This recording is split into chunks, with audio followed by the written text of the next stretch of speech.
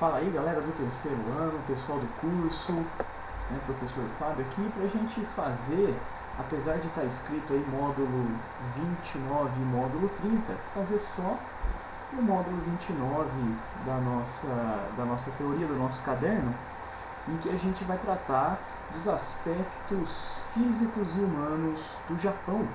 O Japão, que é, aos olhos ocidentais, um país extremamente curioso, principalmente por conta da sua cultura, ser muito distante da nossa cultura ocidental. Mas que pra gente que está aí mirando o vestibular, é um país que vale a pena a gente conhecer por conta de ser a terceira maior economia da atualidade, por conta de ser um dos líderes da produção de tecnologia do planeta nos dias de hoje, né? Então é um país que vale a pena a gente ficar ligado, ok? Então vamos lá, pessoal. A natureza japonesa, a gente pode dizer que não foi muito generosa com os japoneses. Então, em termos naturais, o Japão ele é um país muito pouco favorecido. Talvez alguns gostam de levar para esse lado a conversa, talvez essa dificuldade em obter da natureza os recursos essenciais tenha feito com que os japoneses precisassem se organizar de maneira mais coletiva, de pensar soluções alternativas e se desenvolver por outras vias que não fosse a exploração da natureza. Então a gente não está falando de um território abundante em recursos. Se a gente pegar, por exemplo, o relevo japonês, 84% do relevo japonês se constitui de dobramentos modernos. São as cadeias de montanhas.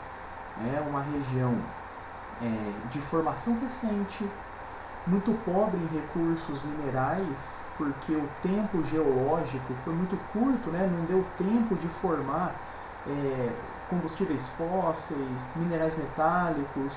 Então é um relevo extremamente recente e que também dificulta a ocupação desse espaço. Os outros 15, 16% do relevo que são de planícies são intensamente ocupados pelos japoneses. A cidade, o campo, a maior parte dessas coisas estão nesse pedacinho do território. Tá? Todo esse relevo acidentado faz com que os rios japoneses sejam rios pouco extensos e encachoeirados, o que vai dificultar a questão do transporte de mercadorias por rios. Por outro lado, favorece a geração de energia hidrelétrica, embora hajam poucos rios. Então a geração dessa energia, se por um lado ela é favorecida pelo relevo, por outro lado não é suficiente para abastecer todo o Japão. O Japão é um país que ele é o terceiro maior produtor de energia do planeta, porque precisa de muita energia elétrica. Em muitas pessoas, muitas casas, mas principalmente muitas indústrias. E outra marca física do Japão é a questão da atividade tectônica. O Japão é um país famoso mundialmente pelos terremotos, pelos tsunamis. No ano de 2011, inclusive, um terremoto seguido de um tsunami foi responsável por destruir a usina nuclear de Fukushima, causando aquele acidente nuclear. Então a gente percebe que essa é uma constante em território japonês. O interessante é que esses caras são muito preparados para esse tipo de evento. Então você vê prédios com amortecedores, molas para equilibrar o prédio na hora de um tremor de terra. Então um terremoto de uma magnitude muito alta causa muito menos estragos no Japão do que muitos terremotos mais fracos que acontecem no Chile, no México, no Haiti, igual nós já vimos. Não é verdade? Trouxe aqui uma figura para vocês. Essa figura mostra o Oceano Pacífico aqui em destaque, e mostra o Círculo de Fogo do Pacífico, ou Anel de Fogo. Então esse encontro entre placas tectônicas com o Oceano Pacífico faz com que hajam muitos vulcões ativos, muitos terremotos, muitos tsunamis nessa região. E o Japão, pessoal, ó, o Japão ele está bem aqui. Tá joia? O Japão está no Círculo de Fogo do Oceano Pacífico. Galera, é um território frequentemente também assolado por tufões. Lembra? É assim que a gente chama os furacões nessa região aí do Oceano Pacífico. E outra coisa importante da gente entender é que esse relevo montanhoso, que a gente vai ver daqui a pouquinho um mapinha melhor do que esse, ele vai definir muito a questão da distribuição populacional, né? Eu já falei da ocupação do solo, depois a gente vai ver aonde que a população japonesa está concentrada. A maior parte dos climas que nós temos aqui não são favoráveis ao cultivo agrícola. Parece que é só notícia negativa, né? Relevo não ajuda, clima não ajuda, né? O que de agrícola acontece no Japão? O país é um dos líderes mundiais na produção de arroz, que acontece nas regiões planas, mas também em algumas regiões montanhosas. Naquele esquema de terraceamento, né? Naqueles degraus que eles fazem nas montanhas. Carne, a pecuária de bovinos, de suínos, é uma pecuária que não é muito praticada também por falta de espaço, mas o fato de ser uma ilha faz com que o Japão tenha uma vocação natural para a pesca. Então a pesca é a base da alimentação dos japoneses.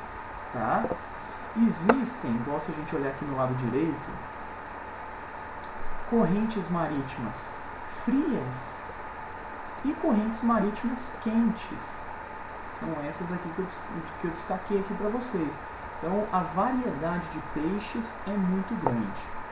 A vegetação é simples, o predomínio, mas assim, de longe, é o de florestas de coníferas. Ok? Galera, eu tinha falado com relação à geração de energia. O acidente nuclear em Fukushima de 2011, ele acabou por acender uma luz de alerta no Japão, sabe? Porque o Japão produz energia hidrelétrica, mas a base, a sua matriz energética é a energia nuclear. E quando você tem um acidente daquela magnitude, daquela gravidade, você começa a questionar essa geração de energia, né? Então, aí nós temos um problema muito sério, porque o Japão ele não consegue ser autossuficiente em energia hidrelétrica, longe disso, não tem petróleo, não tem carvão, não tem gás natural para gerar energia, está numa zona temperada do globo, então a incidência de luz solar é grande no verão, mas é pequena no inverno. Então o Japão tem apostado algumas fichas na energia eólica, né, a partir do vento, embora gere energia a partir do petróleo que compra, a partir do carvão que compra, né? Então, em termos de energia renovável, o Japão está indo muito para a questão da energia eólica, dos ventos, mas não abandonou o seu parque nuclear. Igual a gente comentou lá atrás, a dependência de energia no Japão é muito grande.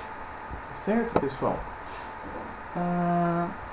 Bom, aqui algumas curiosidades. O Japão tem a 10ª maior população do planeta na atualidade, tem a maior expectativa de vida do mundo, porém é uma população que está envelhecendo e diminuindo. Então o crescimento vegetativo do Japão, né, a diferença entre natalidade e mortalidade, é um crescimento vegetativo negativo, né, nós temos mais mortes do que nascimentos. Isso mais para frente vai fazer com que, primeiro, o país tenha muito mais idosos do que jovens e adultos, e aí você tem toda aquela questão previdenciária, né? Os custos aumentam, com menos pessoas para produzir, né? A arrecadação de impostos diminui, porque menos gente trabalhando, né? Então a gente tem essa questão previdenciária, mas tem também a questão do consumo. O consumo vai reduzindo, porque quem mais consome é a parcela dos adultos, né? Então nós temos aqui esse envelhecimento populacional acendendo a luz de alerta da questão da mão de obra, né, e da questão de bem-estar, né? Será que vai dar para cuidar de todo mundo idoso num país como o Japão, né? Manter a qualidade de vida no Japão, que é bastante alta, é um problema futuro aí para os japoneses resolverem. E a gente pode pensar, o que o Japão pode fazer com relação aí a esse envelhecimento populacional, esse decréscimo populacional? Olha, normalmente a gente fala de estímulo à natalidade e estímulo à migração. A questão é, os japoneses, eles são um povo muito fechado do ponto de vista cultural e muito resistente a mudanças muito drásticas. Então, incentivar a natalidade no Japão é difícil por questões culturais. Os japoneses já não querem mais ter filhos. Embora haja no Japão todo aquele compromisso com o coletivo, né?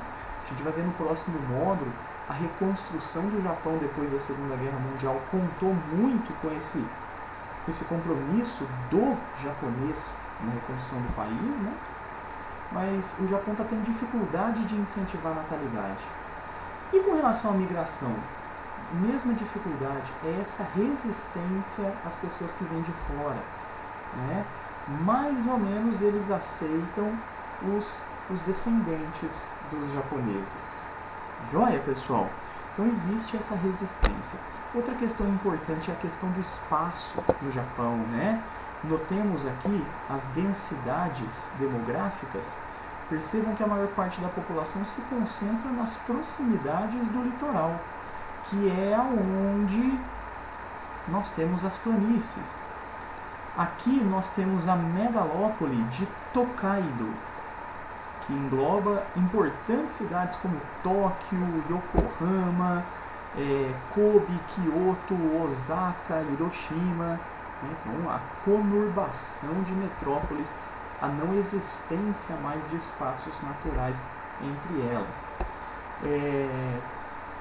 O Japão é um país extremamente populoso, igual a gente viu aqui, a 10ª maior população do mundo, um país densamente povoado com grandes concentrações populacionais, o que faz com que o espaço no Japão seja um artigo de luxo.